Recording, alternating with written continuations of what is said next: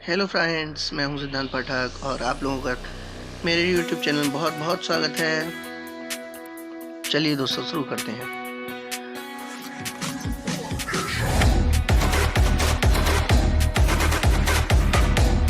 आज मैं आपको SAR के बारे में बताऊंगा, जो आपके मोबाइल में और कई सारी जगहों पर आपने लिखा होगा मोबाइल के डिब्बे पे।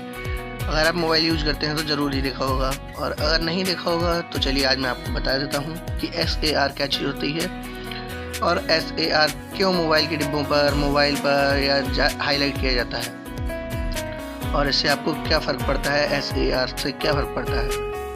चलिए दोस्तों, शुरू करते हैं। दोस्तों, SAR का मतलब क्या होता है? SAR का मतलब होता है स्पेसिफिक एब्जॉर्वेशन रेशियो। कुछ भी कह सकते हैं दोस्तों, ऐसे स्पेसिफिक एब्जॉर्वेशन रेट या स्पेसिफिक एब्जॉर्वेशन रेशियो, जो कुछ भी हो, पर इसका मतलब स्पेसिफिक एब्जॉर्वेशन रेशियो से ही होता है। दोस्तों, जब कोई मोबाइल फ़ोन सिग्नल को ट्रांसमिट करता है या रिसीव करता है, तो उसके जो बीच में मतलब सिग्नल ट्रांसमिट करने पे या सिग्नल रिसीव करने पे सारे सिग्नल्स तो मोबाइल फ़ोन ना रिसीव कर पाएगा और ना ही कर पाता है, कोई सा भी हो। तो इसलिए जो सिग्नल्स का लॉस होता है, वो उन सिग्नल्स से रेडिएशन पैदा होता है, चाहे वो मोबाइल फ़ोन से छोड़े गए हों, चाहे वो मोबाइल फ़ोन से रिसीव किए हों। तो ये मोबाइल फ़ोन्स पे रिसीव मतलब आपके रेडिएशन पैदा कर देता है। मोबाइल फ़ोन के चारों तरफ आपके रेडिएशन होने लगता है। फिर इस रेडिएशन से आपको कैसे बचना चाहिए, क्या करना चाहिए, या फिर क्यों होता है ये रेडिएशन। दोस्तों, मैंने क्यों होता है इसके बारे में तो आपको बता ही दिया। जब आपका मोबाइल फ़ोन सारे सिग्नल्स रिसीव नहीं कर पाता है या फिर सारे सिग्नल्स ट्रांसमिट नहीं कर पाता है, तो ये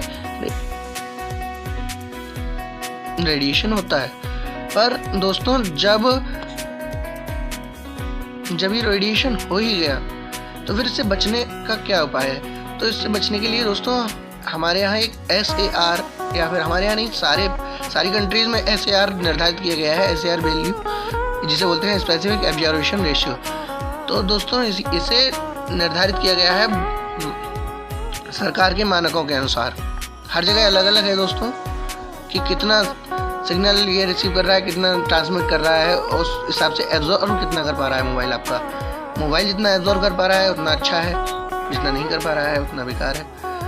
लेकिन ये दोस्तों अलग अलग हिसाब से होता है। हेड का अलग होता है, बॉडी का अलग होता है आपका। इंडिया में अलग है, अदर कंट्रीज़ में अलग है। और ये इंडिया में तो दोस्तों जो है वो US के हिसाब से ही है। US में जैसा होता है 1.6 वाट पर kg के हिसाब से। लेकिन दोस्तों, ये 1 ग्राम टिश्यूज़ के लिए होता है। और यूरोपियन कंट्रीज़ में जो होता है, मतलब अदर कंट्रीज़ में जो है वो 2 वाट पर kg है, पर ये 10 ग्राम टिश्यूज़ के हिसाब से है। दोस्तों, ये टिश्यूज़ जो ह्यूमन बॉडीज़ के टिश्यू होते हैं, वो कितना एब्जॉर्ब कर पा रहे हैं उसके हिसाब से होता है। ठीक है दोस्तों, तो 1.6 वाट पर किलोग्राम इंडिया में है इस समय, जो निर्धारित किया गया है। ये 2012 में निर्धारित किया गया था 1.6 वाट पर किलोग्राम। अगर दोस्तों इससे ज़्यादा आपका फ़ोन रेडिएशन पैदा कर रहा है या फिर रेडिएशन छोड़ रहा है, एब्जॉर्ब नहीं कर पा रहा है, तो दोस्तों मेरा सुझाव है ना लें। अब आप कहेंगे कि आपको कैसे पता लगेगा कि मेरा फ़ोन रेडिएशन ज़्यादा पैदा कर रहा है या नहीं कर रहा है? तो इसके लिए सरल सा उपाय है दोस्तों, एक बहुत ही सरल उपाय है।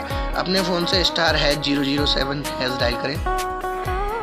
मैं आपको एक बार फिर बता दे रहा हूँ, *#, ठीक है, *007#।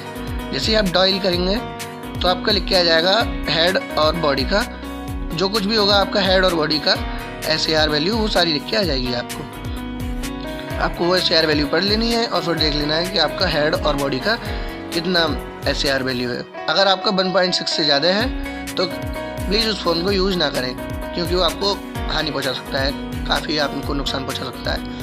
इसी से दोस्तों काफ़ी बार कहा जाता है आपसे, लेकिन आपने 2012 से पहले ये ज़्यादा सुना होगा। अगर सुना होगा तो 2012 से पहले ज़्यादा सुना होगा। अब आपका सुनना कम हो गया होगा, पर अब भी सुन रहे होंगे आप कि मोबाइल फ़ोन यूज करने से जो रेडिएशन होता है उससे कैंसर होता है। दोस्तों, एक स्पेसिफिक वैल्यू इसीलिए सरकार ने निर्धारित करी है, अब जो कि आप अगर उससे ज़्यादा का मतलब मोबाइल फ़ोन इस्तेमाल करेंगे तो आपको कैंसर या फिर और बहुत सारी बीमारियाँ ऐसी होती हैं जो रेडिएशन के दौरान होती हैं। तो उन बीमारियों से आपको ज़रूर मतलब अगर आप मोबाइल फ़ोन का ज़्यादा इस्तेमाल करेंगे तो उन बीमारियों का आपका होना ज़रूरी है, हो ही जाएगा। लेकिन सरकार ने एक वैल्यू निर्धारित कर दिया है, अगर उससे ज़्यादा का फ़ोन आप इस्तेमाल नहीं करेंगे तो उन बीमारियों से बचे रहेंगे।